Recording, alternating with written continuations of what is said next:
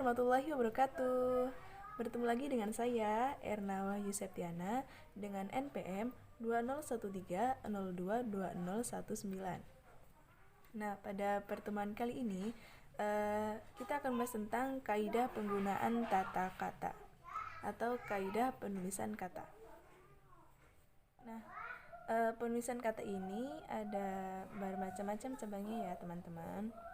Yang pertama adalah kata dasar, kemudian kata berimbuhan, kemudian kata ulang,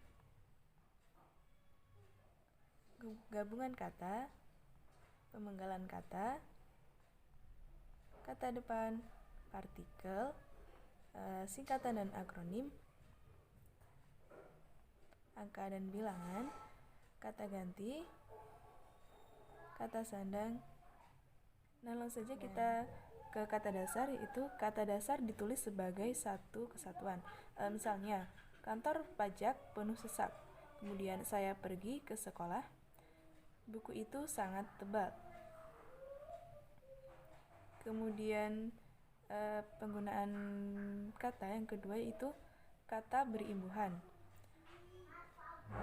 Yang A, imbuhan atau awalan, sisipan, akhiran, serta gabungan awalan dan akhiran ditulis serangkai dengan bentuk dasarnya.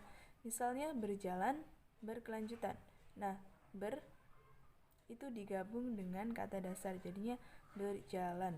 Kemudian B, bentuk terikat ditulis serangkai dengan kata yang mengikutinya. Misalnya adi busana, infrastruktur, dan proaktif.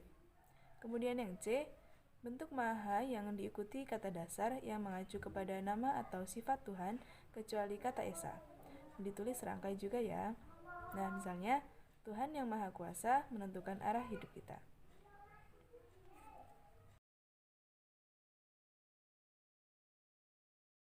Kemudian kata yang ketiga yaitu bentuk ulang. Bentuk ulang ditulis dengan menggunakan tanda hubung di antara unsur-unsurnya. Misalnya anak-anak, buku-buku. Nah, catatan nih, untuk bentuk ulang gabungan kata ditulis dengan mengulang unsur pertamanya. Misalnya surat kabar ditulis surat-surat kabar. Kemudian yang keempat yaitu gabungan kata. Nah, ada banyak nih gabungan kata.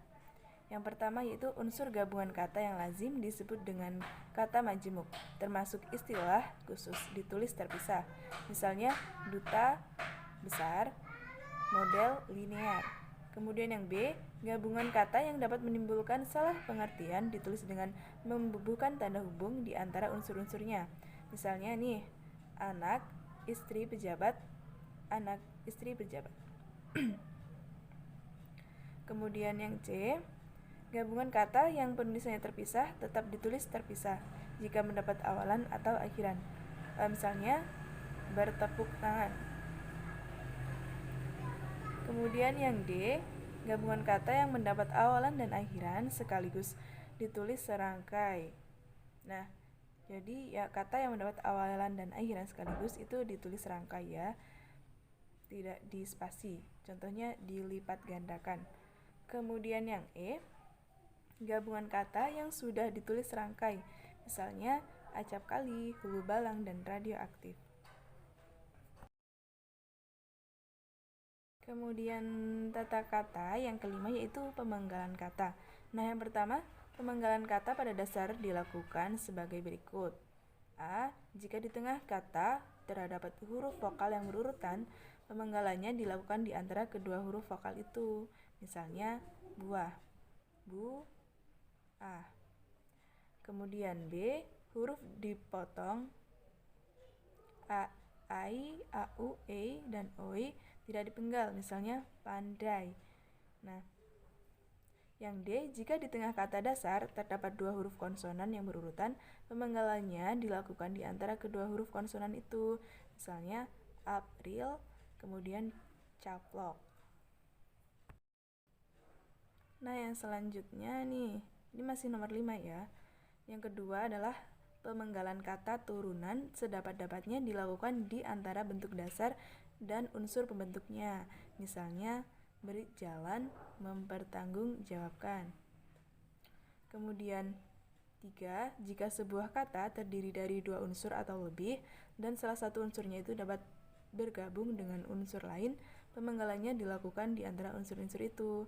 Tiap unsur gabungan itu dipenggal seperti pada kata dasar. Misalnya, biografi menjadi bio, kemudian grafi, atau biografi. Nah, yang keempat, nama orang terdiri atas 2 unsur atau lebih. Pada akhir baris dipenggal di antara unsur-unsurnya. Misalnya, lagu Indonesia Raya digubah atau dibuat atau diciptakan oleh W.G. Rudolf Supratman. Kemudian yang kelima yaitu singkatan nama diri dan gelar terdiri atas 2 huruf atau lebih tidak dipenggal. Misalnya, ia bekerja di DLLIJR. Nah, itu merupakan suatu singkatan.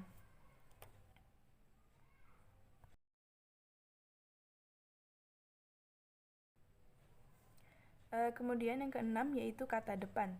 Nah, kata depan seperti di, ke, dan dari ditulis terpisah dari kata yang mengikutinya.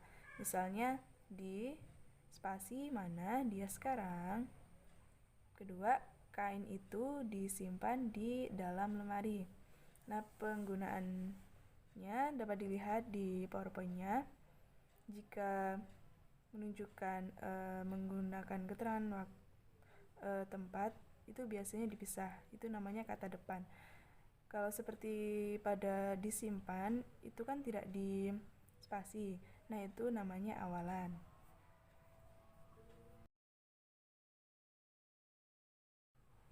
Kemudian yang ketujuh yaitu partikel.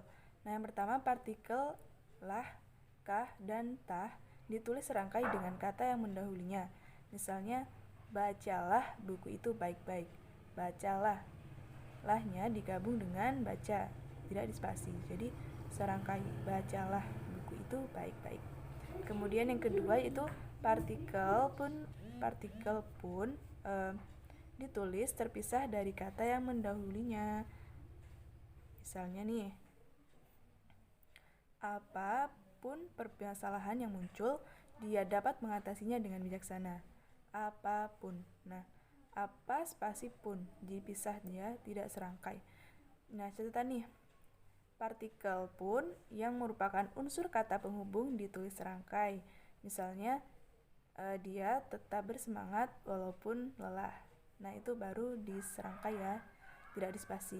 Kemudian yang ketiga adalah partikel per yang berarti demi. Tiap atau mulai ditulis terpisah dari kata yang mengikutinya. Misalnya, mereka masuk ke dalam ruang rapat 1/1. Nah, itu dipisah. Yang kedelapan yaitu singkatan dan akronim. Singkatan nama orang, gelar sapaan, jabatan atau pangkat diikuti dengan tanda titik pada setiap unsur singkatan itu. Misalnya, A.H. Nasution Abdul Haris Nasution. A.H. Nasution itu artinya adalah Abdul Haris Nasution. Kemudian yang kedua, singkatan yang terdiri atas 3 huruf atau lebih diikuti dengan tanda titik. Misalnya, HLM titik, itu artinya halaman. Kemudian akronim itu adalah bukan nama diri yang berupa gabungan huruf awal dan suku kata atau gabungan suku kata ditulis dengan huruf kecil. Misalnya, IPTEK itu adalah singkatan dari ilmu pengetahuan dan teknologi. Kemudian pemilu kepanjangannya adalah pemilihan umum.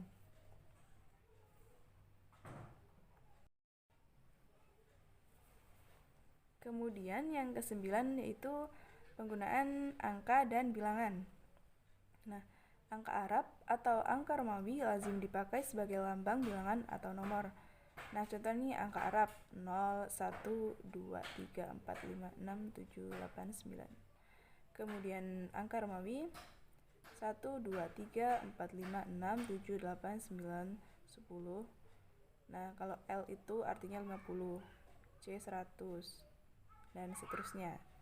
Kemudian bilangan dalam teks yang didapat dinyatakan dapat dinyatakan dengan satu atau dua kata ditulis dengan huruf, kecuali jika dipakai secara berurutan seperti dalam perincian. Misalnya, mereka menonton drama itu sampai 3 kali. Nah, 3 kali ini ditulis dengan huruf ya, bukan dengan angka. Kemudian yang kedua, bilangan pada awal kalimat ditulis dengan huruf. Misalnya, 50 siswa teladan mendapat beasiswa dari pemerintah daerah. Nah, 50 ini ditulis dengan huruf, bukan dengan angka, untuk penggunaan pada awal kalimat.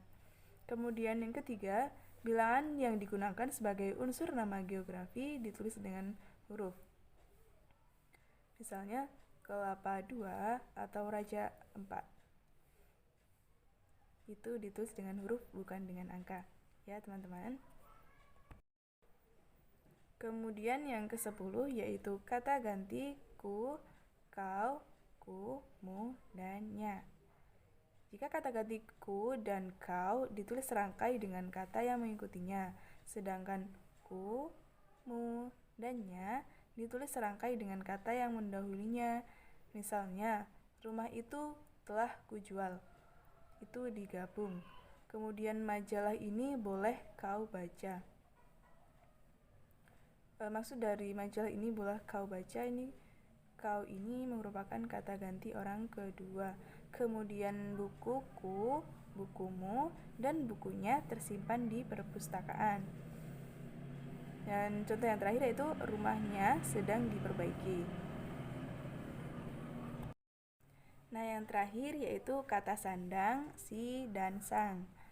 Kata si dan sang ditulis terpisah dari kata yang mengikutinya. Misalnya, surat itu dikembalikan kepada si pengirim. Dipisah ya, teman-teman. Nah, catatan nih, huruf awal sang ditulis dengan huruf kapital jika sang merupakan unsur nama Tuhan. Contohnya, kita harus berserah diri kepada Sang Pencipta. Nah, di sini sang ditulis dengan huruf kapital awalnya karena menunjukkan unsur nama Tuhan.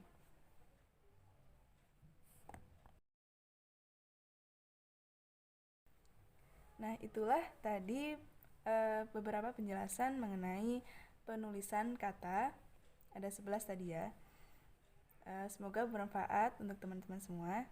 Jika saya ada salah kata, saya mohon maaf. Saya akhiri, wabillahi taufik wal hidayah. Wassalamualaikum warahmatullahi wabarakatuh. Semangat.